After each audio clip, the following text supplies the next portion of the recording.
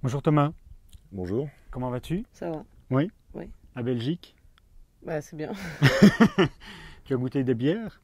Bah ça va, ouais, carrément. Ouais. Oui, lesquelles? Je me rappelle plus. Tu Je sais sais pas. j'ai juste pris une bière. La Maes. Ah oui, vous n'avez pas essayé des bières spéciales belges? Non, parce que c'est un piège. C'est un Ah, piège. La bière belge. tu Oui, connais oui. déjà le On piège. tombe vite dans la trappiste et on se retrouve englué au bout d'un moment.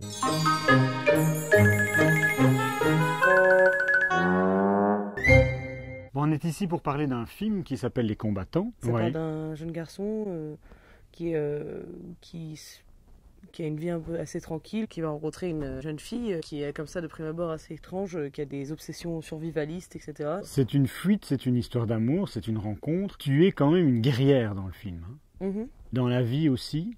Je sais pas. Tu es aussi, je trouve, à un moment donné, tu as un boulet, hein. Ah oui? Non? Bah T'as peut-être. pas l'impression?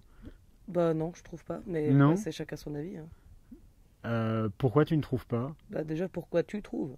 Pourquoi je trouve que tu es un boulet dans le film? Parce que bon, tu es chiante quand même à un moment Ouais, donné. mais il faut essayer de vivre sa vie à un moment. Enfin, après, toi, tu peux choisir de te soumettre et de décider qu'il faut être, faut genre juste être sympa et tout ça et jamais explosif. Mais après, Oui. c'est aussi se passer à côté de sa vie un peu. Les combattants, c'est un récit d'apprentissage. Oui. C'est un récit initiatique, donc Mais d'apprentissage de la vie.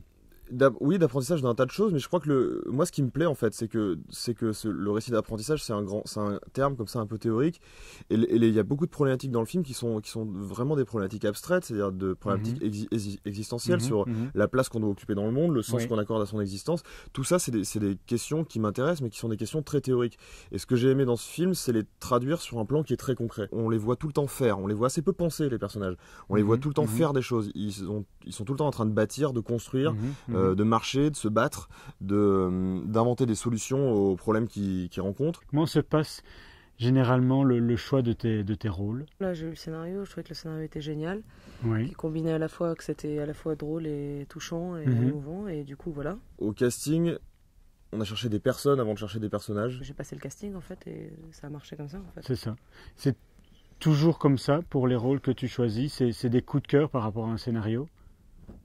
Oui, de façon, oui, en fait, ça, plus la rencontre avec le réalisateur qui marche ou pas, quoi. Kevin et toi, vous irradiez carrément l'écran. On se prend directement pour sympathie pour vous deux. Il y a vraiment quelque chose de touchant, je trouve, entre vous deux. Ce qu'on n'a pas perdu de vue, je crois, à aucun moment, ni à l'écriture, ni au tournage, ni après, c'est que l'énergie de ce voyage et de cette comédie, parce que c'est une comédie, vient des personnages. C'est toujours eux qui ressourcent le film. C'est pour ça que j'ai choisi des acteurs qui sont très physiques, parce que le film est un film physique, pas psychologique. Et je crois que ce qui nous fait les aimer, ils avancent assez aveuglément, assez intensément, au premier degré, parce qu'ils ont une passion, un objectif. Bah, on sait avec Thomas et Kevin, on s'est très bien trouvé, je pense. Et Kevin, c'est quelqu'un qui accueille énormément. Enfin, je sais pas, c'est impossible de pas s'entendre avec lui en fait.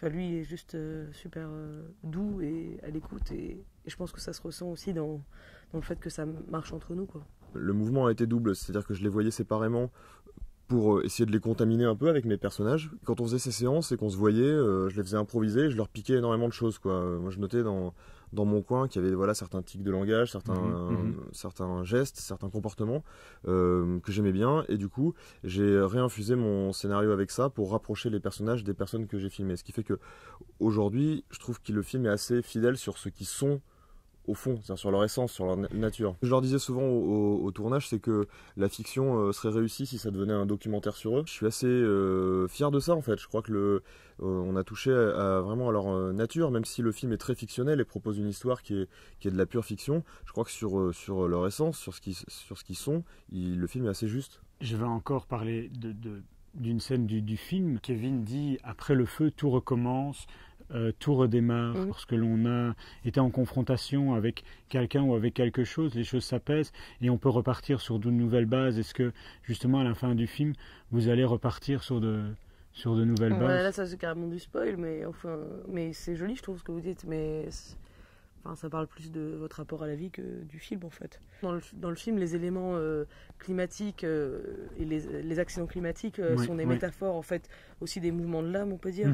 La nature, c'est comme un espèce de paysage intérieur des gens. Il y a une forme de repos du guerrier auquel ils aspirent, mais ils aspirent aussi à ce que le combat reprenne.